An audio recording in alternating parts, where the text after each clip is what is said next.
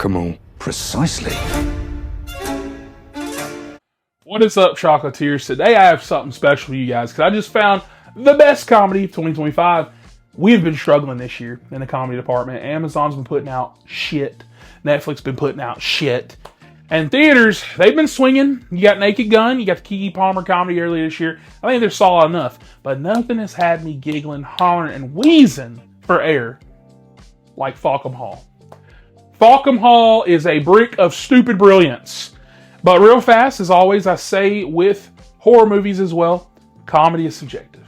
You might watch this and not laugh and be like, "Oh, Mr. Chocolate lied to me." No, you just didn't think it was funny. And that's okay. We can have differences. We can coexist, unity, love, peace, and all that. Okay? But for me, this is my type of comedy. I was eating this up. So let's get into the plot. So Fackham Hall follows a young porter who ends up forming this odd little bond with the youngest daughter of the well-known Davenport family. And the Davenports are basically UK royalty minus the actual royalty. And they are led by Lord and Lady Davenport, who are dealing with an absolutely epic disaster of a wedding for their eldest daughter, who is supposedly to marry her cattish first cousin. Yes, her first cousin. It's already getting funny. So the cast is stacked. You got Ben Radcliffe, Thomasin McKenzie, Tom Felton playing Archibald, the cousin in question, Damian Lewis, Katherine Waterston, Emma Laird, and many, many more. I could go on for about an hour. Basically, this new porter arrives at Fackham Hall to deliver a letter, and somehow in the process he falls head over heels for Rose, the youngest Davenport daughter, and she's 23. Actually, I think she's the oldest one. She's 23, unmarried, whatever, this and that, and so they just kind of think she's going to be here forever, right? Because back in those days, you get married at 14.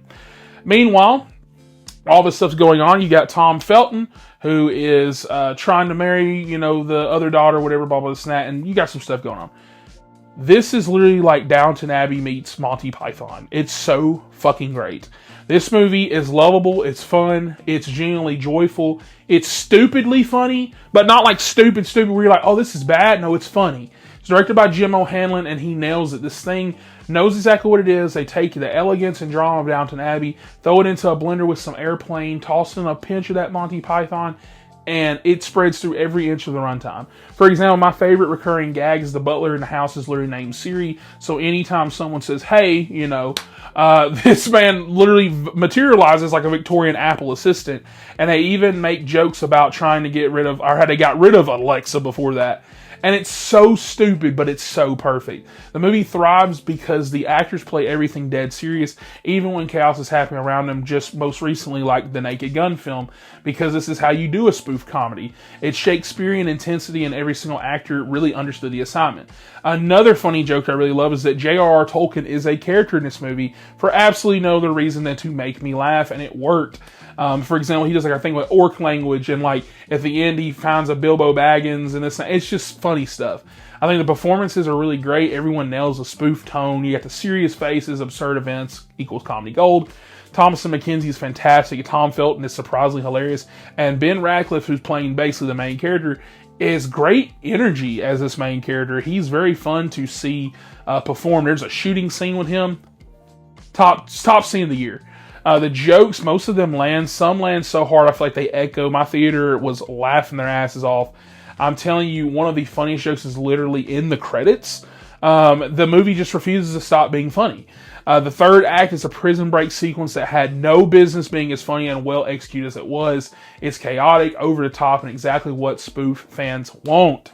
What doesn't work, but barely, it's a minor complaint.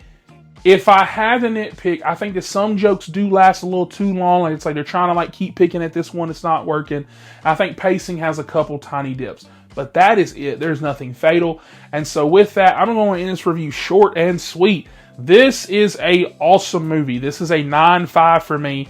It is amazing. I'm more grading this on the comedy scale. If we're talking movies, it's not like top of the year or something like that. But as far as a comedy, this is the best comedy movie of the year. I love the characters. I love the world. I love stupid jokes. I love the energy and the commitment. This is my favorite comedy movie of the year. And with it being the 141st movie I saw this year in theaters, I feel pretty confident saying that. And so with that, do you feel confident liking and subscribing? I hope that you do, because we got more stuff to talk about, like Five Nights at Freddy's 2. So like, subscribe for more.